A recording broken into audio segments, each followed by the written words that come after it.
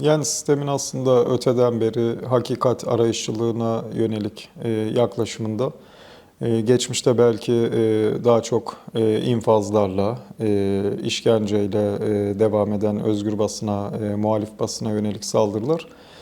Son yıllarda da baskı, gözaltı, tutuklama gibi uygulamalarla devam etti.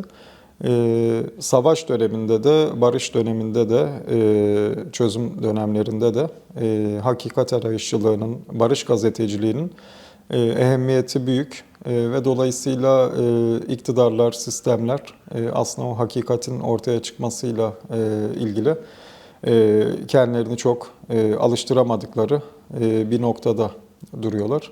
Bilhassa böyle süreçlerde, çözüm süreçlerinde en çok hakikat arayışçılığına başvurulması gerekiyor. Dolayısıyla özgür basın bunu yapıyor, bunu yapmaya devam edecek. Ama yani demokrasi söylemleriyle paralel bir şekilde baskıların da devam etmesi hem adaleti olan hem süreci sahiplenmek isteyenlere yönelik de belli çekinceler yaratmaya başlıyor. Dolayısıyla böyle dönemlerde de tıpkı savaş dönemlerinde olduğu gibi böyle dönemlerde de hakikatin gizlenmesi iktidarın işine geldiği bir aparata başvurmasını gerektiriyor ve dolayısıyla tırnak içinde kendi doğallığında bunu yapmaya devam ediyor. Ama özgür basın yani işte cinayetlerden, infazlardan, katliamlardan, gazete binalarının bombalanmasından, sokak ortasındaki infazlardan bugüne kadar aslında hiçbir noktada geri adım atmadığı gibi giderek güçlendi. Bugün de çok güçlü bir şekilde barış ve demokratik toplum sürecini de barış gazeteciliği ile birlikte ele alarak aslında faaliyetlerini yürütüyor. Böyle de yürütmeye devam edecek.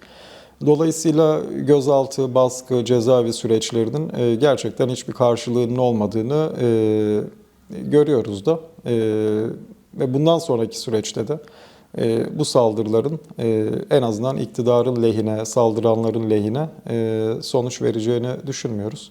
Bir şekilde özgür basının olmadığı koşulda aslında işte demokrasi sürecinin de işletilemeyeceğini düşünüyoruz. Özgür basının olmadığı yerde bir yüzleşme sürecinin de olmayacağını, halkların, toplumların birleşmesinde ya da ortak paydanın güçlendirilmesinde özgür basına çok ciddi görevler düşüyor.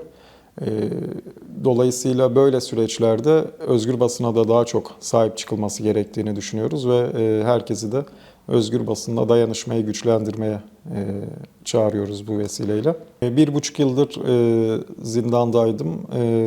Örgüt propagandası suçlamasıyla 2016'daki bir davanın sonuçlanmasıyla 1,5 yıla yakındır Maltepe Birnoğlu L tipindeydim. Orada da bu arada bu vesileyle cezaevindeki arkadaşların durumlarından da bahsetmek isterim. 30 yıllık arkadaşlarımız var, hasta tutsak arkadaşlarımız var.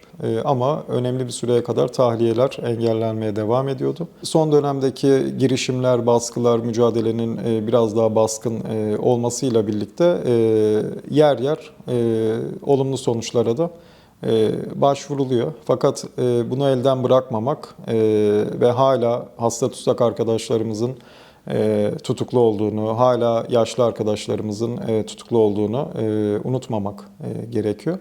Gerek başta tutuklu gazeteciler olmak üzere, hasta tutsaklar olmak üzere hepsinin bir an önce serbest bırakılması gerekiyor ve infaz yakmaların ya da örneğin hasta tutsaklarla ilgili de hastane sevklerinde ciddi sorunlar devam ettiğini söyleyebilirim. Kelepçeli muayene dayatması hala devam ediyor. Buna son verilmedi. 3 yıl boyunca sevk bekleyen hasta tutsak arkadaşlarımız var. Hastanelere götürülmüyorlar. Bu sorunlar hala cezaevlerinde devam ediyor. Demokrasinin bu kadar konuşulduğu, adaletin bu kadar konuşulduğu bir dönemde bunların artık geride kalması gerekiyor ve bunun için de mücadeleyi büyütmenin gerektiğini düşünüyorum. Yani aslında son dönemde en önemli hak ihlallerinin ikisi diyebileceğimiz hasta tutsaklara yönelik tedavi hakkının engellenmesi ve infaz yakmalar yani gözlem kurullarının tahliyeleri engellemesi. Yani burada bir muamma yaratıp tutsağın ne zaman dışarıyla buluşabileceğinin bile bilinmemesine yönelik aslında psikolojik işkence diyebileceğimiz de bir durum var. Sadece bedensel özgürlüğü ihlal etmenin dışında, fiziksel özgürlüğü engellemenin dışında aslında zindandaki, cezaevindeki herhangi birinin ne zaman dışarıya çıkacağının bilinmemesi de psikolojik olarak da tabii ki çok ciddi bir hak ihlaline tekabül ediyor diyebiliriz. Dolayısıyla infaz yakmalar ve hasta tutsakların tedavi hakkının engellenmesi ve buna paralel olarak da kelepçeli muayene dayatmasının en önemli sorunlar olduğunu düşünüyorum.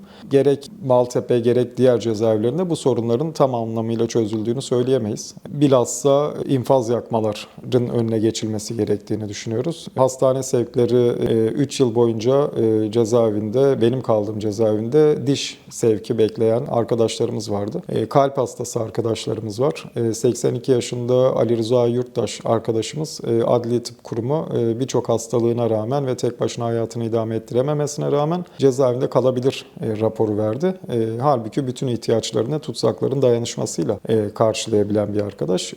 Cezaevinde tek başına yaşamını idame ettiremeyecek arkadaşlara da bu minvalde raporlar verilerek onların da yaşamı daha da zorlaştırılıyor. Dolayısıyla tüm bunların aslında cezaevinin içinde olup biten pek çok şeyin neredeyse bir hak ihlali çerçevesinde ilerlediğini söyleyebiliriz. Hastane sevkleri engellenmekle kalmıyor. Gerçekleştiğinde de gerek asker ve gerek gardiyan tarafından kelepçeli muayene dayatılması, uzun saatler hücrede tutulma, uzun saatler ring aracında kelepçeli bir şekilde bekletilme ve sonunda da kelepçeli muayenenin dayatılması gibi bir sorunla karşılaşıyoruz. Yani sağlık emekçilerinin, hekimlerin de bu konuda duyarlı olması gerekiyor. Pek çok hekimin duyarlı olduğuna inanıyoruz ama askerin ve gardiyanın kelepçenin açılmaması ile ilgili hekimleri de provoke ettiğini ya da manipüle ettiğini diyelim, manipüle ederek kendi aslında suçlarına, hak ihlallerine ortak ettiğini düşünüyoruz. Bununla ilgili de bir duyarlılık gerektiğini söyleyebilirim. Özgür basın aslında hakikat arayışçılığının bir önemli merhalesini oluşturduğu için en çok böyle dönemlerde, yani hakikate en çok ihtiyacın olduğu dönemlerde kendisine daha çok ihtiyaç duyuyoruz. Dolayısıyla savaş döneminde, çatışma dönemlerinde özgür basına çok ihtiyaç vardı ve aslında bugünlere gelinmesinde, bu yüzleşmeye varmasını dilediğimiz sürecin, çözüme doğrudan varmasını dilediğimiz sürece gelinmesinde de özgür basının çok ciddi bir rolü var. Pek çok suçu, pek çok ihlali gündeme getirmesiyle, pek çok karanlığı aydınlatmasıyla aslında bugünlerin oluşmasında payı büyük ve dolayısıyla bugünkü rolü de bu vesileyle daha da büyük oluyor. Barış gazeteciliği yaptı aslında özgür basın öteden beri. Savaş koşullarında barış gazeteciliği gibi çözüm süreci döneminde de barış gazeteciliğini daha çok güçlendirmemiz gerektiğini düşünüyorum. Evet, daha çözüm odaklı, daha yapıcı ama daha yaratıcı, sadece sorundan değil aynı zamanda çözümden de yola çıkan bir yaklaşımın daha değerli olduğunu düşünüyorum. Özgür basına daha çok sahip çıkılması gerektiğini düşünüyorum. Çünkü böyle dönemler hakikatin en çabuk engellenmeye, en çabuk çarpıtılmaya da müsait olduğu dönemler oluyor. Dolayısıyla özgür basın ilkeli duruşunu, hiç taviz vermeyen, gerçeklerden taviz vermeyen duruşunu bugün de daha güçlü bir şekilde sürdürecektir ve halklarımızın da özgür basını bu anlamda sahiplenmesinin önemli olduğunu düşünüyorum.